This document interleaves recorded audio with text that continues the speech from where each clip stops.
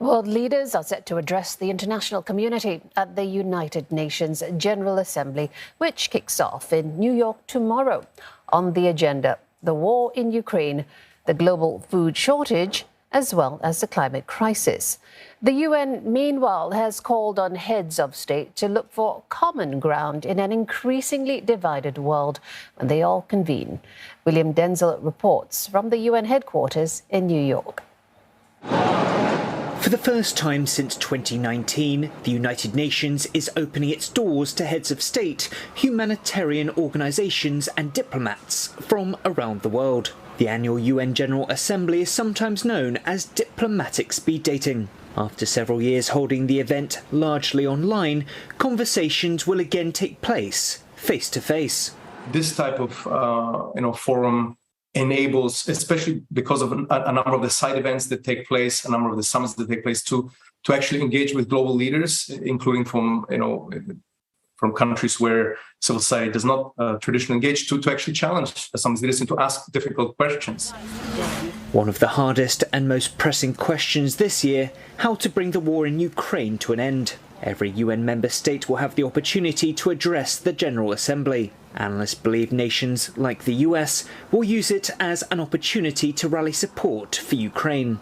The United States will be very keen to use the UNGA to maintain unity around the invasion of Ukraine and the condemnation of that invasion. But I also believe that the United States has understood, and I would expect to see this in the President's remarks, that in order to do that, you need to focus on issues like food prices, like energy, like debt, which are of concern to other countries.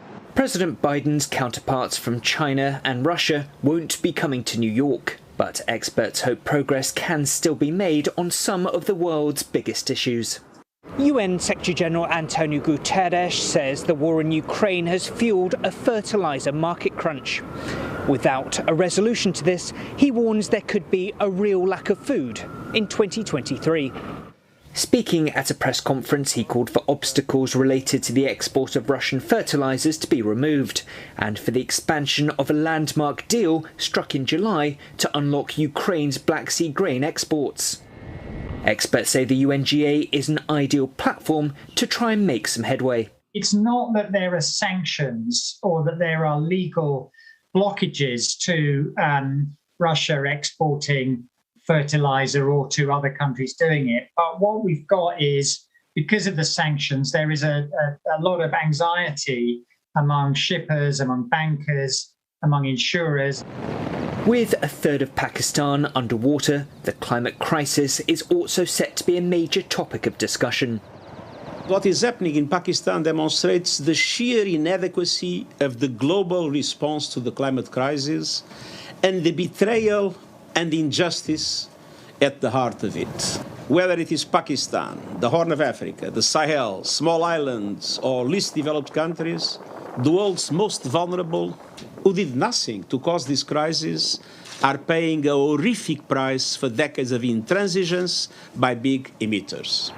Mr. Guterres says the solidarity envisaged in the UN Charter is being devoured by the acids of nationalism. He says this UN General Assembly is an opportunity to turn the tide and collectively address the world's biggest crises head on. William Denzel, CNA, New York.